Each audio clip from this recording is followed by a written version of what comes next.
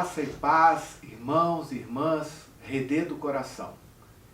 Estamos gratos a Deus pelos 32 anos de organização da Redê, completadas no último dia 25 de março.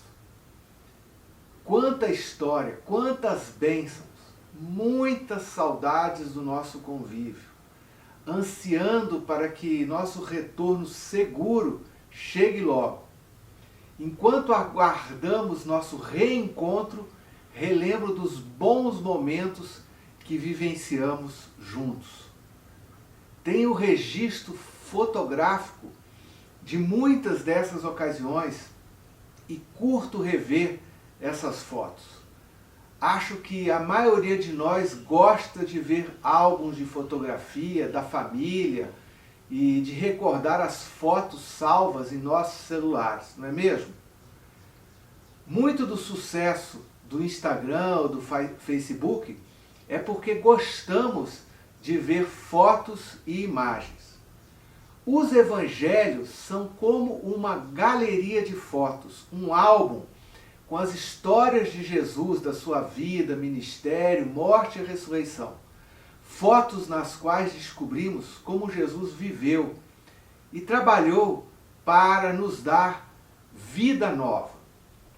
O álbum de fotos organizado por Mateus começa com a árvore genealógica de Jesus, seu nascimento, as visitas que recebeu dos sábios quando era bebê, a mudança para o Egito devido à perseguição do rei Herodes, a volta para Nazaré, onde foi criado, e a história do seu batismo por João Batista, aquele que pregava a chegada do reino de Deus, a necessidade de arrependimento e a maravilhosa promessa do dom do Espírito Santo que possibilitaria andar em novidade de vida.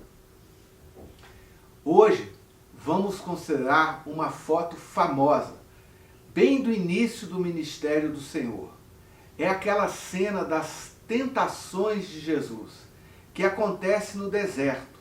A maioria dos pesquisadores acha que foi no deserto do Neguev, ao sul da Judéia, ou nas montanhas da região central de Israel, que é uma região bem árida e seca, que Jesus foi tentado, onde Jesus travou o combate com o príncipe das trevas.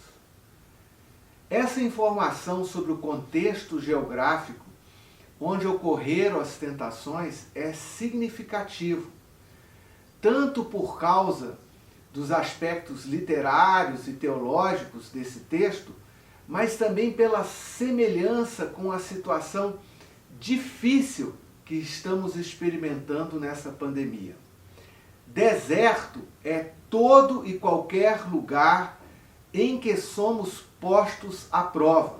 Deserto é o contexto de privação, solidão, dúvida, luta, de provação, que expõe, que faz aflorar nossos dilemas, vulnerabilidades e fragilidades.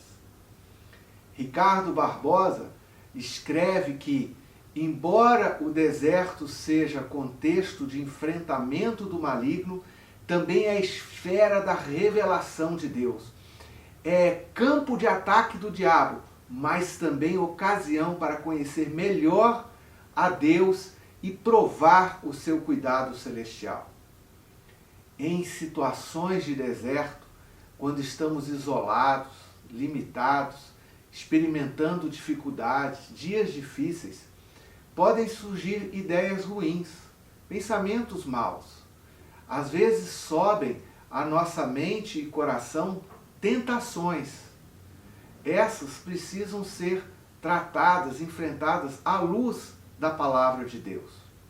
Tentações são ideias ou desejos de buscar soluções para problemas que enfrentamos sem Deus, fora da orientação divina, agindo sem considerar aquilo que o Senhor diz, em desacordo com a vontade de Deus. Assim como Jesus passou pelo deserto e sofreu tentações, nós também experimentamos tempos adversos, que podem se tornar ocasião de luta espiritual. Na carta aos Hebreus, nós lemos: embora Jesus fosse o Filho de Deus, teve de aprender por experiência própria o que era obedecer, por meio daquilo que sofreu. Foi depois dessa experiência, quando ele provou que era perfeito, maduro, que Jesus se tornou o doador da salvação eterna a todos os que lhe obedecem. Portanto, devemos olhar para Jesus e aprender dele as lições para enfrentar os tempos difíceis. Assim como Jesus superou o deserto, as tentações, o diabo, podemos aprender com ele como enfrentar as provações. A primeira lição: aguarde a provisão divina. Infelizmente, muitos cristãos são enganados por Satanás, que se transfigura em anjo de luz e se apresenta como sendo bom, ocultando seus propósitos destruidores.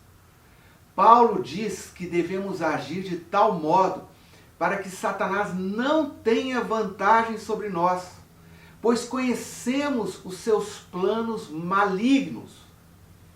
Satanás esperou para atacar Jesus num momento quando estava vulnerável, fragilizado, debilitado devido à situação adversa. Ou seja, as provações surgem, são adaptadas às circunstâncias difíceis que enfrentamos. Vemos também que as falas malignas partem de declarações de Deus, porém distorcendo o que Deus havia falado. Por ocasião do seu batismo, Deus Pai declarou que Jesus é seu Filho amado, em quem se agradava. Essa declaração é um espelho do que Deus já havia declarado sobre o Messias por meio do profeta Isaías. Eis o meu servo, a quem sustento, o meu escolhido, em quem tenho prazer. Porém nele o meu espírito, e ele trará justiça às nações. A fala de Satanás, então, tem um sentido de testar a confiança de Jesus em Deus, na provisão divina. Já que és filho de Deus, transforma essas pedras em pão. Ou seja, a tentação era que Jesus usasse o seu poder para avançar além do script messiânico e suprisse a sua necessidade legítima de modo ilegítimo, autônomo, tomando o controle da situação em suas mãos, deixando de depender da provisão divina. Diante da sugestão de transformar pedras em pães, Jesus citou uma frase do livro de Deuteronômio. E nós precisamos lembrar o contexto amplo para aumentar a nossa compreensão. Lembrem-se de como o Senhor os conduziu no deserto, a fim de conhecer as suas intenções, se iriam obedecer aos seus mandamentos ou não. Os deixou passar fome, mas depois os sustentou com maná, que nem vocês nem os seus antepassados conheciam, para mostrar a vocês que nem só de pão viverá o homem, mas de toda a palavra que procede da boca do Senhor. Ou seja, Jesus confiava que Deus conhecia as necessidades e no momento certo proveria o sustento. E de fato isso ocorreu, quando anjos da parte de Deus vieram e ministraram a Jesus. A segunda lição: conheça bem a palavra de Deus. Vencido no primeiro embate, Satanás muda dinamicamente de foco. No segundo desafio, Satanás, diante da demonstração de confiança de Jesus na provisão divina, agora ele cita a Bíblia, a Escritura, de novo de modo distorcido, incompleto, visando enganar.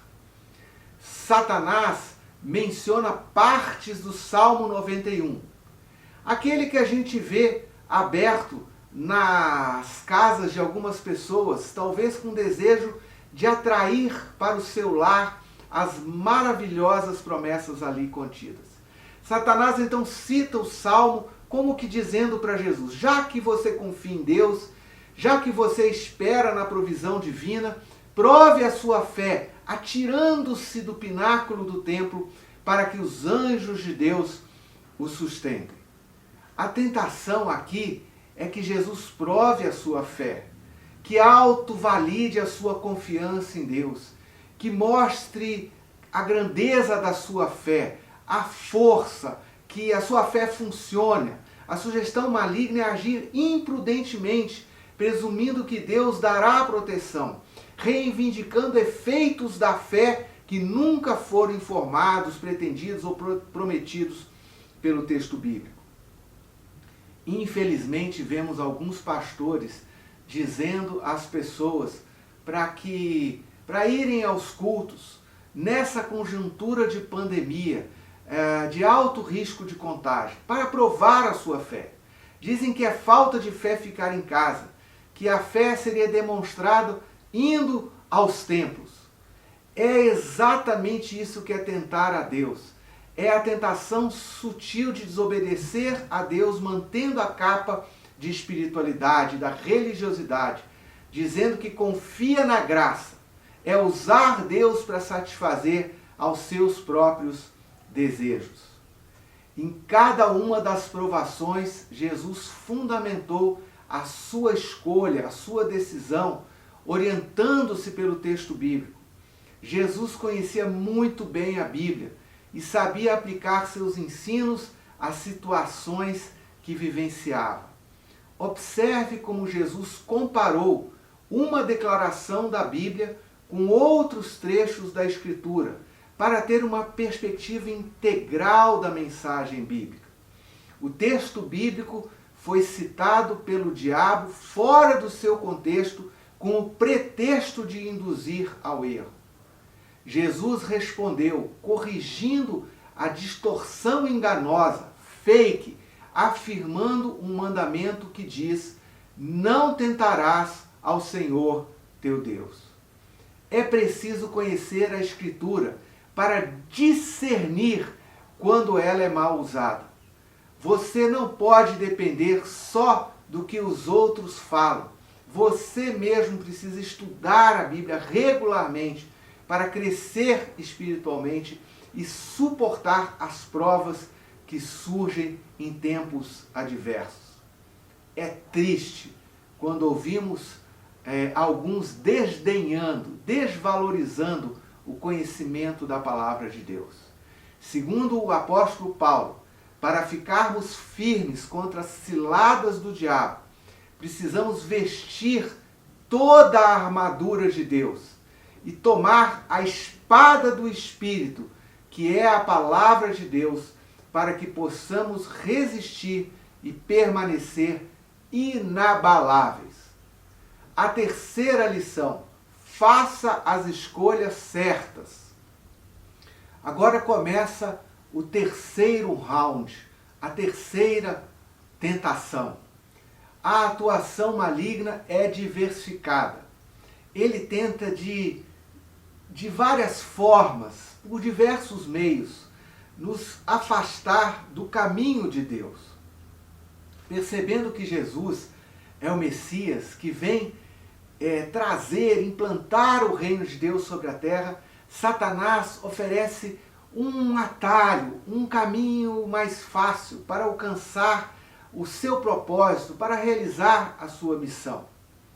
Por meio de uma visão subjetiva, já que nem se a terra fosse plana seria possível ver todos os reinos do alto de uma montanha, ele mostra a Jesus a glória dos reinos da terra, sua beleza, riqueza, esplendor. embora não mostre seus problemas, injustiças e desigualdades. A tentação aqui é que Jesus alcance os seus objetivos, os resultados que tem em vista, que cumpra a missão de conquistar todo o domínio, poder e autoridade que se levanta e se opõe a Deus de um jeito fácil e rápido. A proposta é que Jesus receba toda a autoridade sobre a terra sem ter que passar pela cruz. É a oferta da graça barata, de evitar o sofrimento, de salvar-se a si mesmo, de ajustar as demandas de Deus a uma agenda confortável, dando um jeitinho de acomodar a missão, de gastar o mínimo possível para fazer o que Deus quer. A oferta foi de obter o poder político, aceitando o acordo de se prostrar, de se curvar diante de Satanás e receber a glória, o poder, a riqueza, o esplendor dos reinos humanos.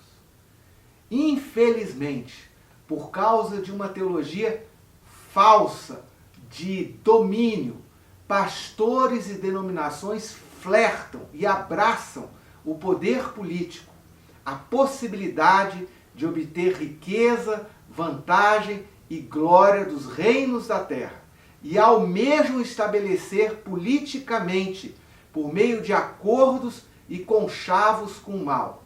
Fazem pactos e alianças para servir a governantes e obter as benesses do Estado. Optaram por um caminho que não é o caminho ensinado e trilhado por Jesus. Jesus recusou o atalho. Jesus recusou receber o senhorio e a autoridade sobre os reinos desse mundo por meio da adoração a Satanás. Jesus apoia-se novamente na Escritura para fazer a sua escolha. Ele cita a palavra de Deus como base para a sua decisão. Ao recusar a oferta do diabo, Jesus escolheu o caminho do Calvário, o caminho da cruz, para receber de modo legítimo das mãos do Pai toda a autoridade sobre os céus e a terra. Por fim, Jesus, baseado na ordem divina, disse a Satanás: vai-te, pois está escrito, adora o Senhor, o seu Deus, e só a Ele preste culto. Nós também precisamos aprender a dizer: Satanás, vai-te. Chega o momento em que, fundamentados na Escritura, devemos ordenar a Satanás para se retirar. Pela desobediência de um homem, o pecado entrou no mundo. Mas pela obediência de Jesus, a vitória sobre o pecado, sobre o diabo, sobre as tentações, entrou na história também. A vitória de Jesus sobre Satanás evidencia que o reino de Deus chegou, de fato. É a introdução do reino de Deus em nosso mundo. Ao passarmos por tentações ou provações, devemos lembrar que o Deus Emanuel está conosco. Ele não vai nos abandonar nunca. E podemos orar pedindo o auxílio e a assistência de Jesus, aquele que, tendo vencido, prometeu estar conosco todos os dias, pois ele sabe o que é e como enfrentar tempos e situações adversas. Jesus disse que no mundo teríamos aflições, mas que deveríamos ter bom ânimo, pois ele venceu o mundo. Também temos a promessa de que não nos sobreviriam tentações sobre-humanas, maiores do que poderíamos suportar, mas que junto com as tentações, Deus providenciaria um escape para que pudéssemos suportar. Que assim seja com você e com seus queridos. Que o Senhor os abençoe e firme os passos quando passarem por provações. E que assim como Jesus, Deus guarde, livre e e dê vitória sobre o maligno. Tenham todos uma ótima e abençoada semana.